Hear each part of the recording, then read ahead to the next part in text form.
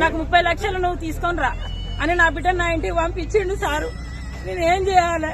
నా బిడ్డకి అది కట్నం ఇచ్చిన నేను చేతగాని పరిస్థితి, కష్టం చేసుకోలేని స్థితికి ఉన్నా నేను ఆత్మహత్య తప్ప నేను ఏం చేసుకోలేను. నా బిడ్డ ఏడుపు, నేను ఏడుపు, ఏం చేయాలో మాకు అర్థం కావట్లేదు.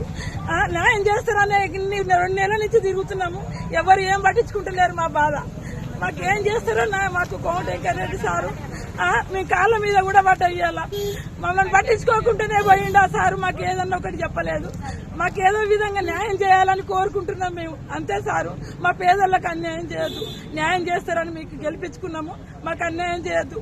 మేము ఆత్మహత్య చేసుకుంటాం సార్. కోమటిరెడ్డి రెడ్డి పేరు చెప్పి రాసి పెట్టి మరి ఆత్మహత్య చేసుకుంటాము. మాకు అన్యాయం అయితే జరుగుతుంది. మాకు న్యాయం చేయాలని కోరుకుంటున్నాం. మాకేదేమొద్దు, మా ప్లాట్లు మాకు ఉండాలి. మాకు ఇంకేమొద్దు సార్. మాకు ఇచ్చిన ప్లాట్లు మాకు ఉండాలి. మా ప్లాట్లంగా పోవద్దు, మేము నష్టపోవద్దు సార్. మాకు నష్టపోవద్దు. మీరు ఎక్కడైనా చేసుకోండి.